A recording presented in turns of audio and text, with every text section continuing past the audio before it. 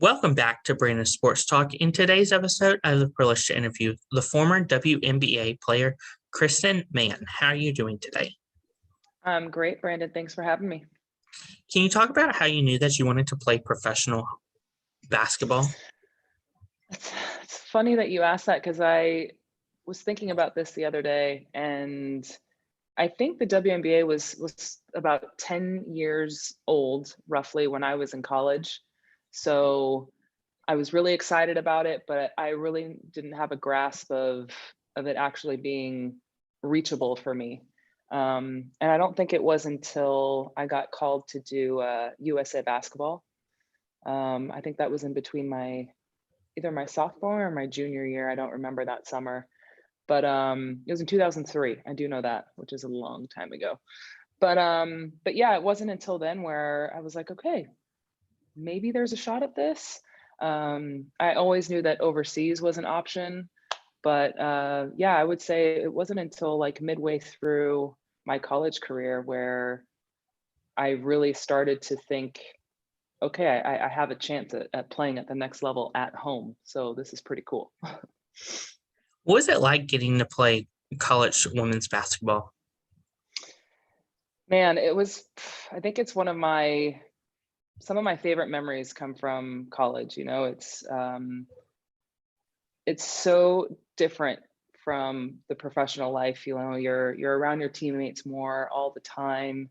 You have a special bond with a lot of these girls for sometimes all 4 years. And in my case, I got to play with some of my best friends that are still my close friends to this day for 4 years. So yeah, I have a billion different memories. I think my greatest memory is helping lead the Gauchos to Sweet 16, their first and only time that they've ever gone. And unfortunately, we lost to UConn. I don't know if you've heard of them. And a player named Diana Taurasi. She's kind of good. So yeah, that's kind of our claim to fame is the Sweet 16 for the Gauchos. Of course, what was it like putting on that college uniform?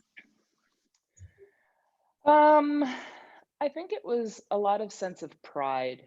I played for Coach Mark French, and he'd been there for many, many years. He actually went to school at UCSB, but he played baseball, oddly enough, being that he was 6'8", 6'9". But he really instilled a lot of pride and tradition and how hard the previous girls before us worked to help build the program and get to where it was. So I will always remember we had on the back of all of our practice jerseys a quote from Aristotle, Habits of Excellence. And that has always stuck with me to this day. The idea of having good habits and building good habits and carrying that with you. But yeah, I would say just a sense of pride wearing UCSB. Of course, what was it like, obviously, wearing the USAB and obviously some of your accomplishments besides going to the Final Four? I wish we went to the Final Four, but the Sweet 16. Yeah, like I said, I mean, I just remember working extremely hard in college and learning so much about myself. And I guess that's during that period was really understanding what it meant to work hard. And, at the time in high school and in AAU back then, I was the best player. I was always the most talented. So I'm not saying that I didn't work hard, but I just didn't understand what that really meant. And it wasn't until I got to UCSB that that was really drilled into me, so I'm super grateful for my experience there. Of course, coming out of college, did you know that you would get drafted in 2005? Yes and no, because back then they only invited about 15 to 20 people to the draft party. So back then I went to a WNBA combine camp. I remember talking to the Minnesota coaches right after that. I think it was like a 2-day thing. I remember Susie McConnell asking me if I was comfortable playing the 3 or if I only could play the 4. And I was like, no, I'm good playing both, like whatever. It didn't matter to me. And then I got the phone call from Angela Taylor, who was, I don't exactly remember her title in the WNBA office, but when they called me and invited me to the draft party, I was like, holy crap, like there's a good chance I'm going to get drafted.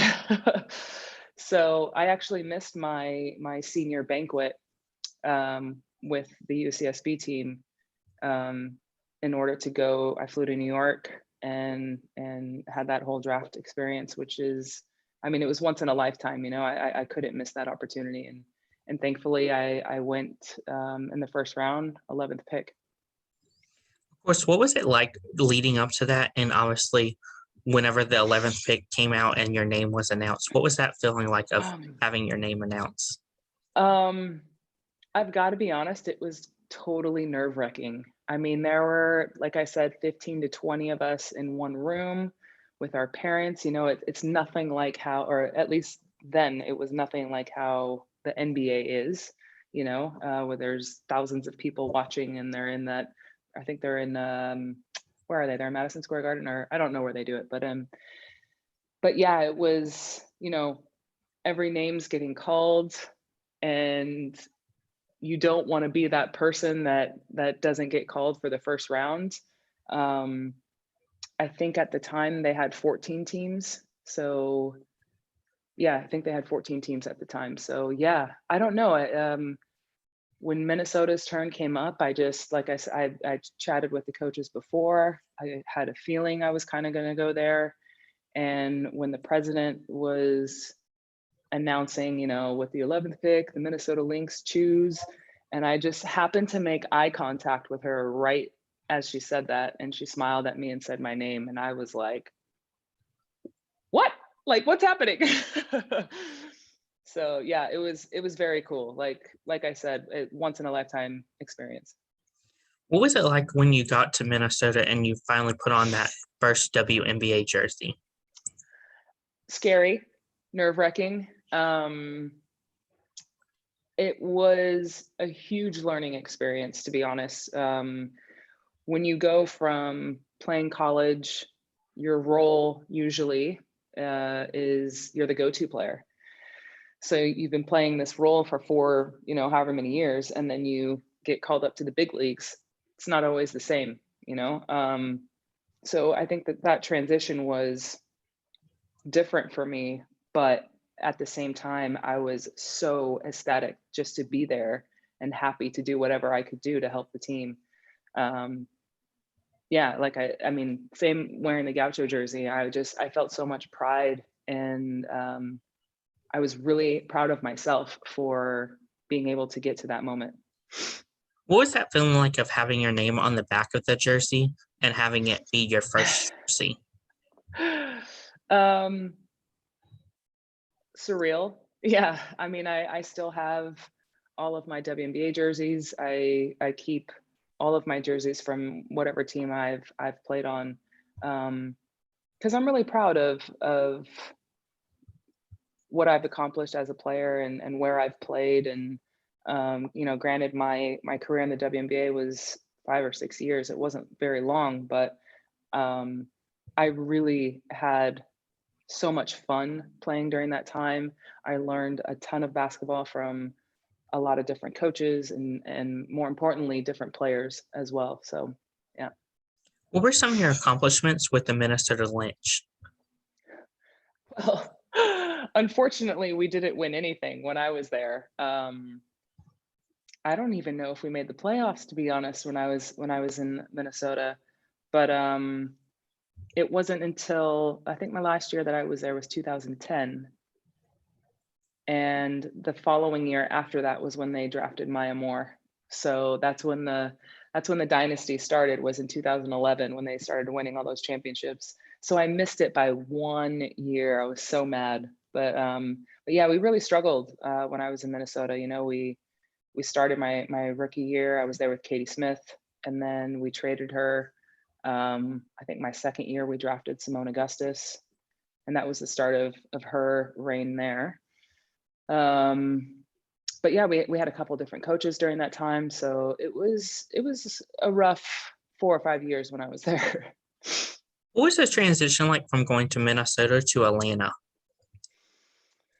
Minnesota to Atlanta, that was shocking for me, to be honest. You know, I had just played 3 seasons, excuse me, with Minnesota. I was a starter, and I was shocked that they didn't protect me, because at the time I think you could have, with an expansion draft, you were allowed to protect maybe 6 or 7 players, something like this, you know. And I wasn't on the list, so I was shocked that I wasn't going to stay. But then at the same time, it was nice knowing that Atlanta picked me and they wanted me on their team. But that team was a hot mess. We had a lot of talent, so much talent. Betty Lennox was on that team, Kristen Haney, Jennifer Lacey, so much talent, but we could not win a game. I think we lost the first 15, 16 games of the season. So it was wild. Of course, what was going through your head at that moment when you went to Atlanta after obviously coming off of an amazing career?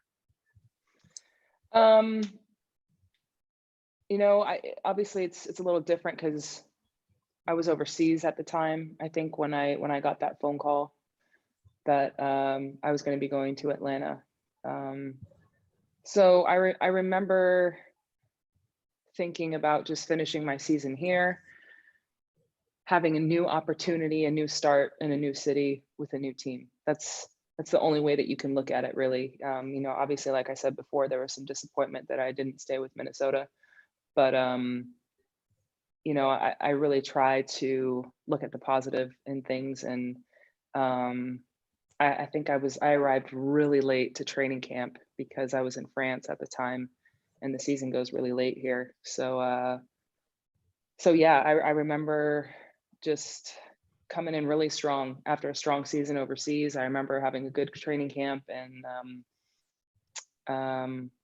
yeah, it was just another great opportunity.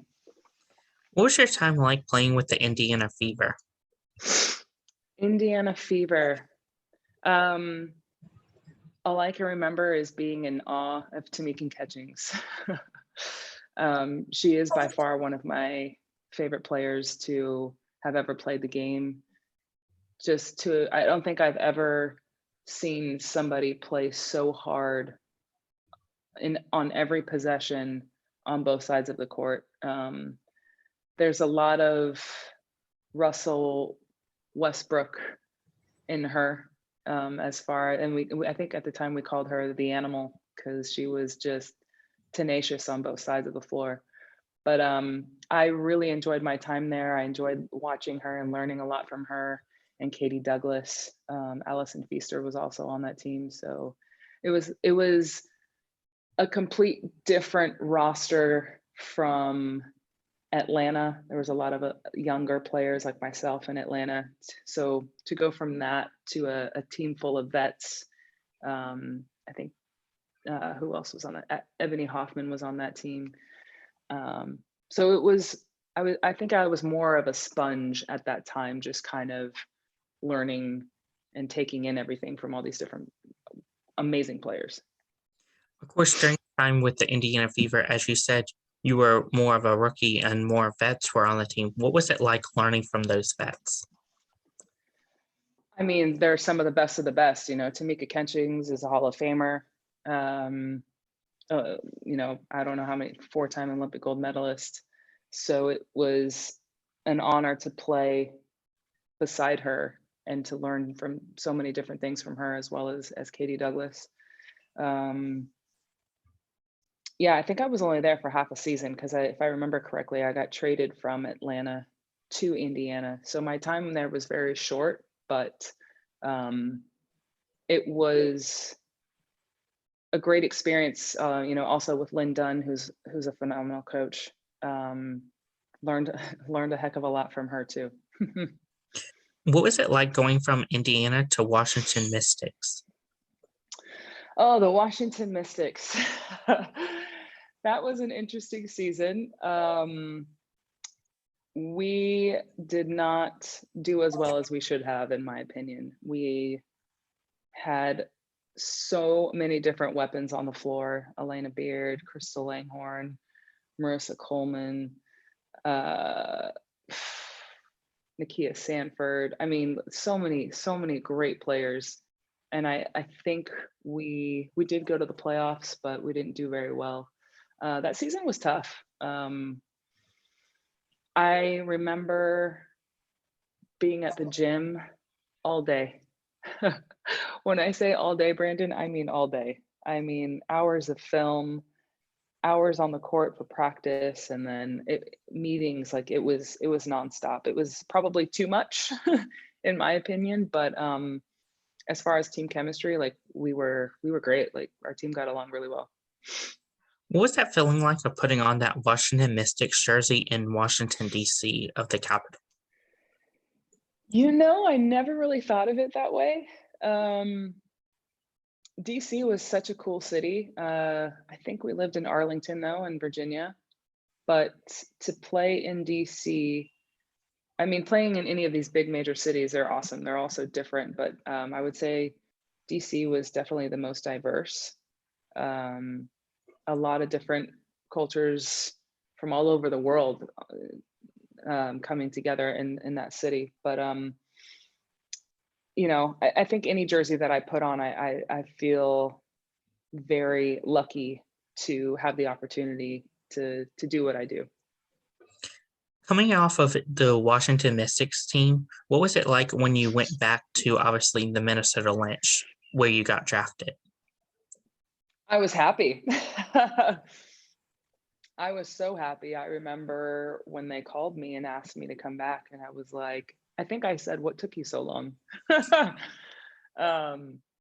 But yeah, that was again another team where I got to play with Lindsay Whalen for a little bit, and Whalen and I played together on that team, that USA team when we were in college together. So there's a little bit of history there, but yeah, I was ecstatic to go back to Minnesota, and I really wanted to go back the next year, or at least come back for training camp and see if I could have made the team. But unfortunately, they didn't call me back after 2010. Of course, per every team that you went to, what was it like during the transition? And did you only have like 48 hours to move from team to team? When I got traded from Atlanta to Indiana, I think it was less than 48 hours. It was like I packed up all my stuff and left the next day. It was super quick. As far as when I'm coming overseas, obviously, when the season's ending a little bit here, but yeah, it's fast. When there's not a whole lot of time, there's not a whole lot of downtime. I think it depends who you are. Some coaches might give the bigger named players, the star players, the franchise players a little bit more time off, but I always had to go directly from wherever I was coming from. What was it like going from the WNBA to playing overseas? Ooh, it's different. I mean, it's the style of play is a lot different. I think it's definitely faster, more physical at home in the WNBA, at least when I played. I just by the looks of it, I have to imagine it's more or less the same now. It's a lot more athletic than it was back then. Overseas, it's for me at least, my role is completely changing. And the WNBA, I was never a go-to player. I was a role player, most of the time coming off the bench. And here, I'm looked to, have a lot of responsibility on the team. So you slowly have to, change your hat a little bit. But, at the end of the day, basketball is basketball. What's it like getting to travel the world and go to countries like Spain, Turkey, France, Puerto Rico? Um, it's not as glamorous as you may think. I get this question a lot with my family and friends. A lot of people think that we have all this downtime to go tour the city and go explore. And sometimes we do, but I have seen more airports, hotels, and gyms in countries than anything else. So obviously, having said that, it's still great to have different experiences in different countries and to see the different cultures and stuff like that. But unfortunately, we don't have as much time as some people may think. Most teams here, we practice twice a day, every day. So it's not as glamorous as it might look. Who are some teams that you have played with overseas? I've spent most of my time here in France. I'm here now, currently playing for Tango Bourges Basket. Um, I have played in Spain. I played in Saragossa. That was a quick half a season there. Portugal, I was in Madeira, which is a beautiful island. I spent 3 years in Latvia, which is Riga, Latvia is actually a really beautiful city. Where else have I played? I played in Turkey as well. But most of I say, what, 8, 9, probably 10 years here in France. And where I'm at now it's right smack in the middle of the country. I'm probably 2 or 3 hours south of Paris. What was it like, obviously, having the WNBA to help you, obviously, with your overseas experience? Um, I think just the competition, and playing with a lot of other talented basketball players. When you are surrounded by great players, you should have a tendency to pick up some of their skills or learn from different players and different coaches and be able to take that with you. I would say that's definitely probably the one thing that I've learned the most and I've taken from the WNBA is stuff like that, bringing it overseas. What are something that you learned now that you didn't know before becoming a professional basketball player? Something that I've learned now. Ha. That is a really good question. Um, I don't know, to be honest. There's nothing specific, but I feel like I'm constantly learning more about the game, and the game is always changing. It's right now we're in this weird period where there's not a lot of dominant five players.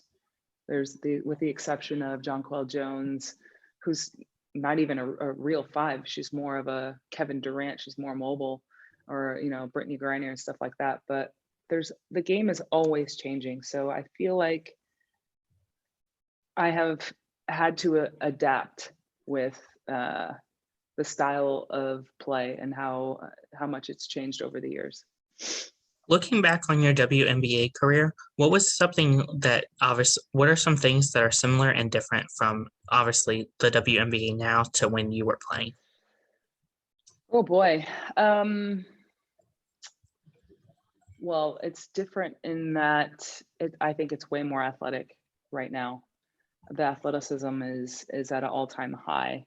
I also think a little bit of this isolation ball that's happening a lot in the NBA is slowly starting to trickle over into the WNBA, which is something that I don't like. I hate watching the one-on-one stuff. For me, it's basketball is a team sport. I love that aspect of it when everyone shares the ball. You do selfless things to help your team get better. So I think there was probably a little bit more of that when I played. But as far as the physicality, the athleticism, I think it's crazy right now. I don't know how Sue Bird Diana Taurasi, some of these old heads that are my age or even older are still playing. Like it's kudos to them because it's crazy. Of course, with the WNBA and having so many things change, what has it been like obviously seeing things change with the WNBA, like being on more national television, having a chance to be on the cover of NBA 2K, maybe hopefully have their own WNBA game? I mean, it's about time. Is all I can say. You know, I'm so happy with how far it's come, and the more exposure that they get, the more popular it's going to get because it's great basketball. I mean, if anyone, there's so many haters, there's so many trolls out there that say that it's crap, this, that, and the other, but they're not true basketball fans. All the true basketball fans love women's basketball. There's no denying that. So it's just about getting exposure, and I think a lot of that is, now that it's happening so much in the WNBA and in America, it's slowly starting to happen here in Europe. Almost every league now is on YouTube. All the games are live. And I think it's fantastic, especially after COVID, when a lot of these fans, they either can't come to the game or they don't feel safe coming to the game. They can at least watch the games from the comfort of their home. Of course, who are some people that you look up to in the WNBA? Wow, WNBA, that's a tough question because I feel like I'm older than the majority of those players. Man, some people that I look up to in the WNBA. I don't know if there's anyone currently, to be honest. I know when I played, I loved Lauren Jackson, and I still to this day think she is the most dominant player in women's basketball. I hated guarding her.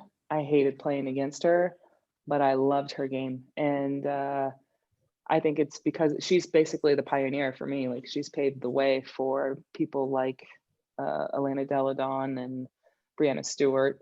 Having the stretch four who could shoot it from the three and take it to the basket. But I would say it was definitely Lauren Jackson.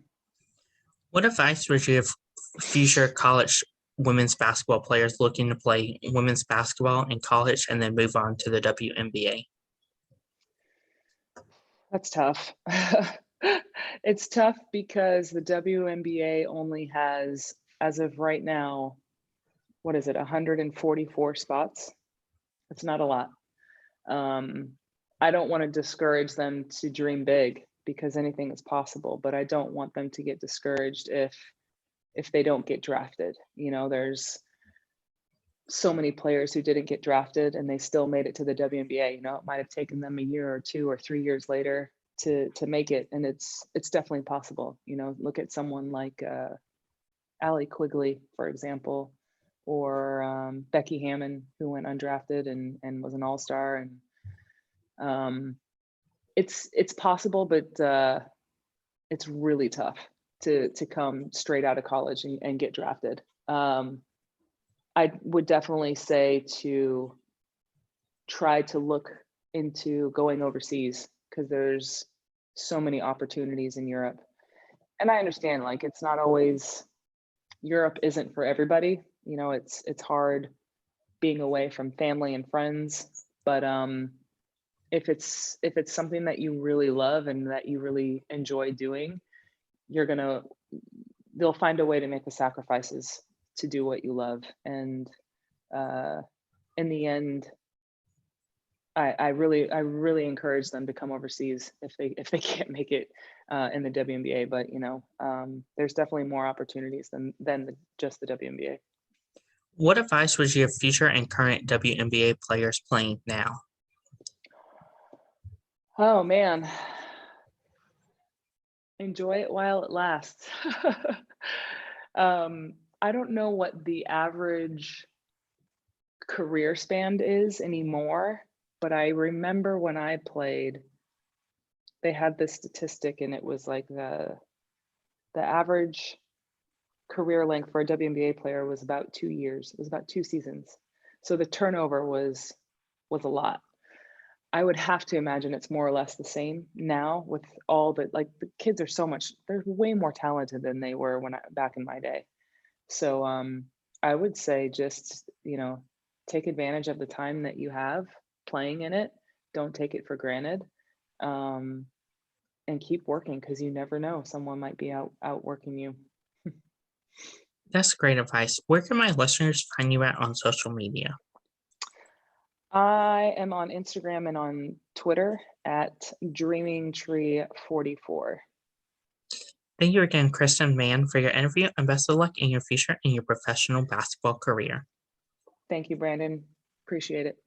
You can find Brandon Sports Talk on Facebook at Brandon Sports Talk, Instagram at Brandon Sports Talk, Twitter at Talk_Brandon, and you'll find me on YouTube at Brandon Sports Talk. Don't forget to like, comment, and subscribe. Thank you again, Kristen Mann, for your interview, and best of luck in your future. Thank you. You've been watching Brandon Sports Talk. Please feel free